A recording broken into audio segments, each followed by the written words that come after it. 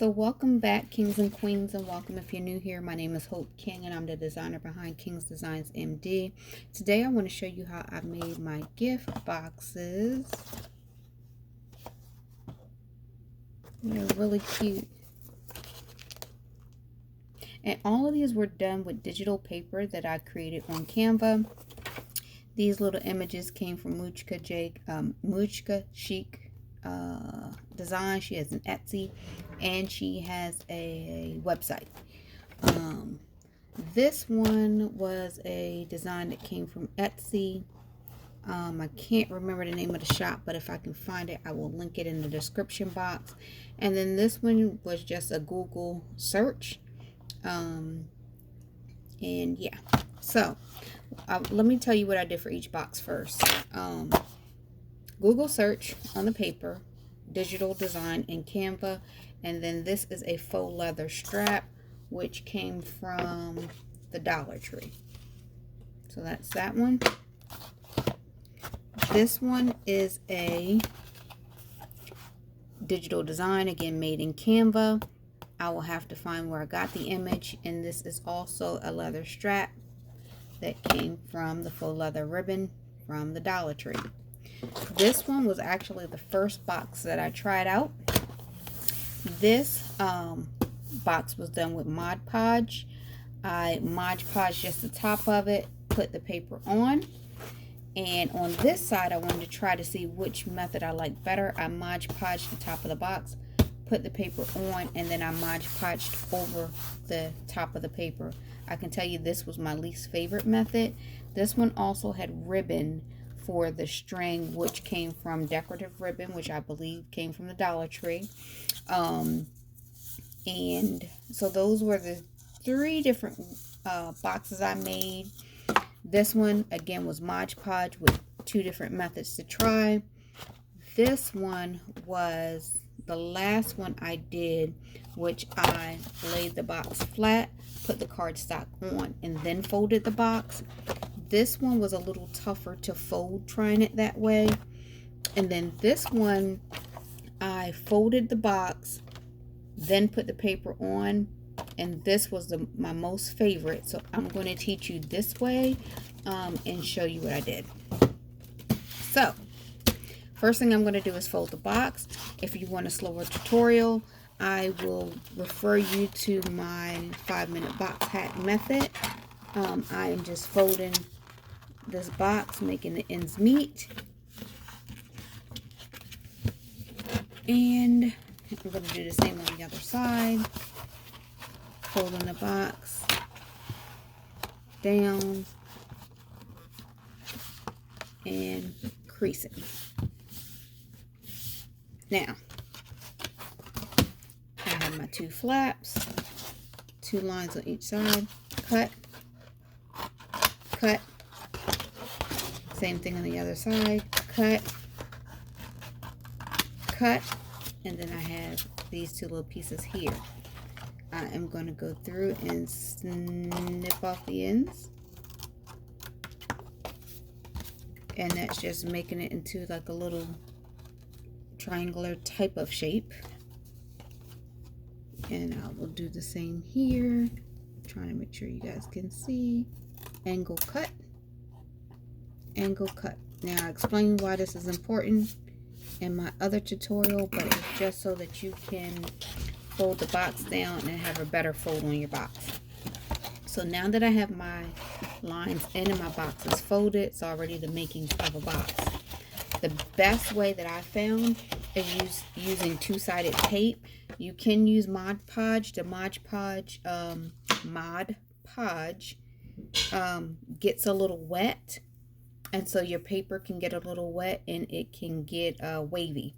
So I'm going to put my two-sided tape down. When I did it on this box, I did all around the perimeter. So I'm going to get my tape down and I'll be back. So I have the perimeter of one side of my box taped, and I'm just going to start pulling my tape back. If you get your tape a little too close to the end, that's okay, because it's double-sided tape and it can fold back on itself. So, you know, be careful if you can be careful. But if you can't, and your hands are a little shaky, or you're just getting too close because you're going too fast, like I did on that end, don't worry about it.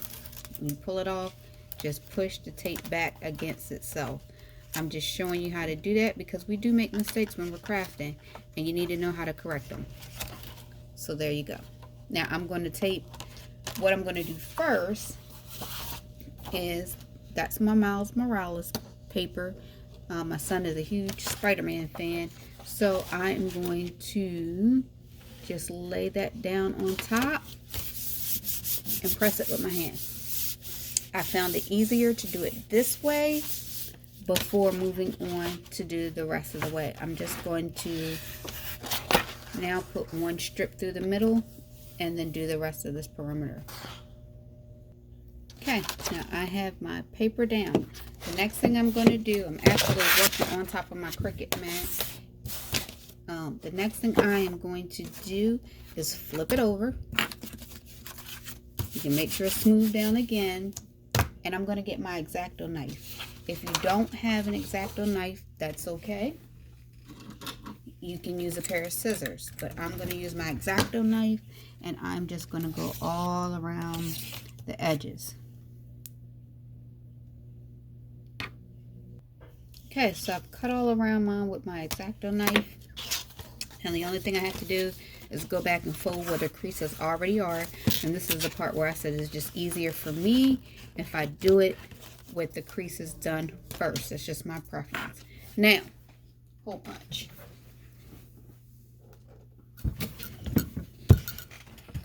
So, hole punch, I'm just going to go to the middle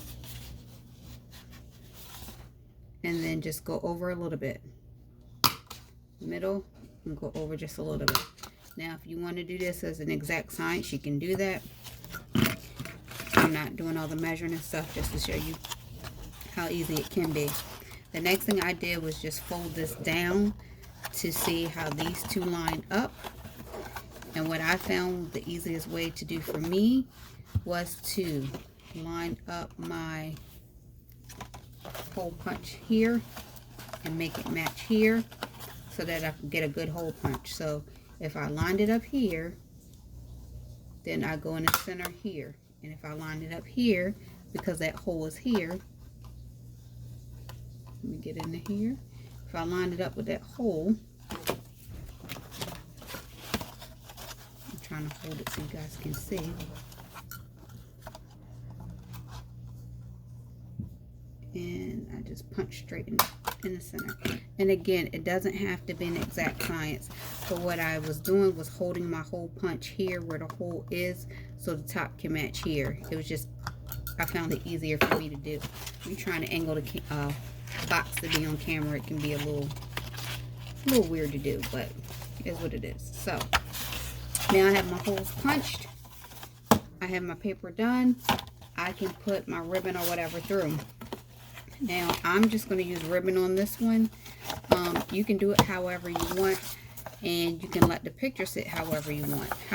But I like mine to sit face up, so I know that this part needs to be the top of the box, and this part can be the bottom of the box. Or, I guess it really doesn't matter. It depends on how you lay your flaps over.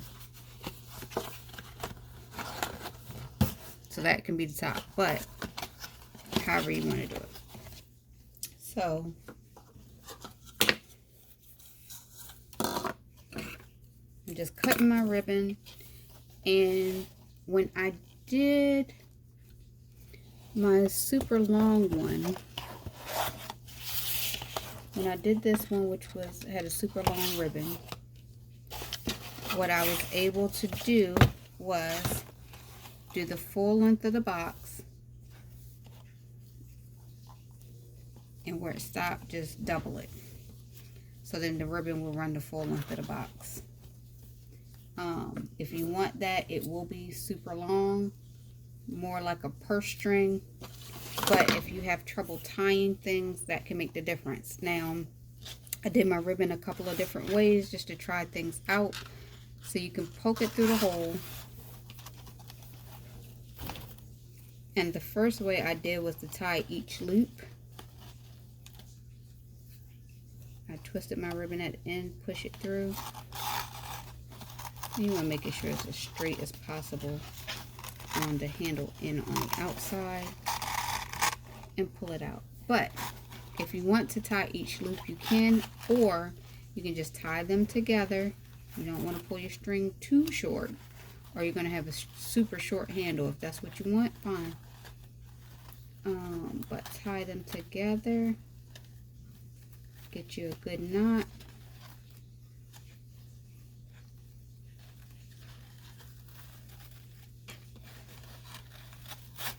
Pull, make sure it's tight and it won't come out like that just did.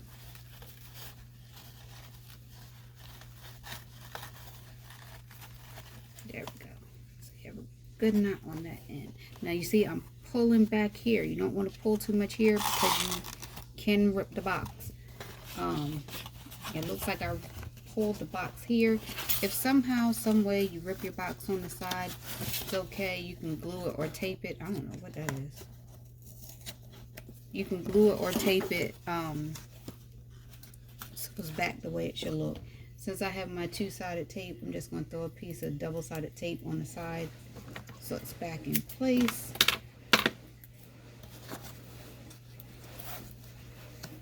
And that's right there, double-sided tape. Come on.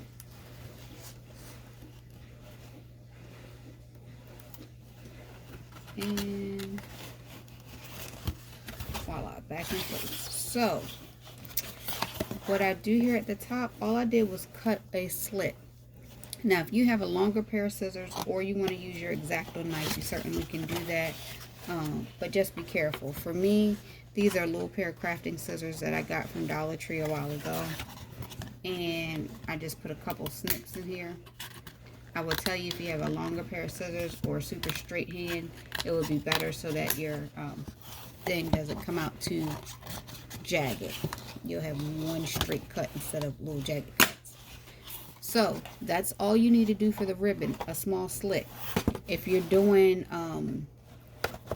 this bigger box, I will cut here and here. So cut on both sides so you almost have create a little pocket basically for it to go through, because it's a bigger ribbon. It's going to need more space to pass through. So now you just fold your box down and you can feed your ribbon through. And even though it's thin, you still want to be careful. And you're done. So there you go, quick box, quick box hack.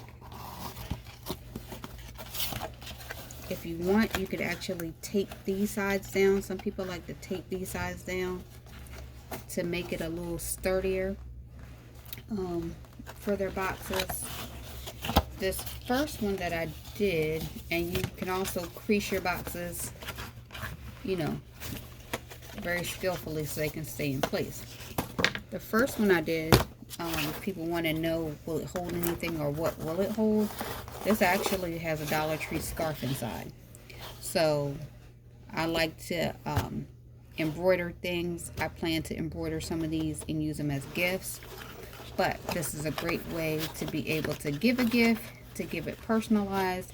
If you wanted to put the person's name on there as a repeating pattern, you can do that. If you have some other pattern that you'd like to use whatever you want. But this is a great way to do it. And then if you don't like doing it this way, this was done on cardstock.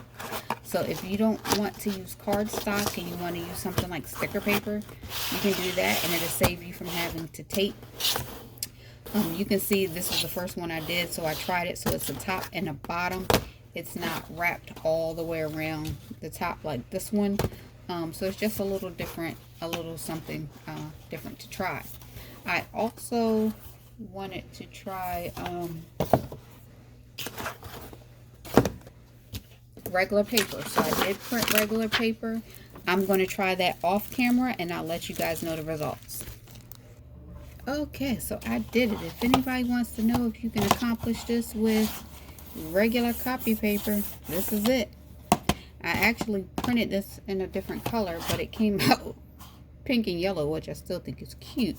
But I think my printer's telling me leave it alone because it's running out of ink. But these are my designs, guys. So remember to like, comment, and subscribe. And I hope this helps somebody. Have a great day.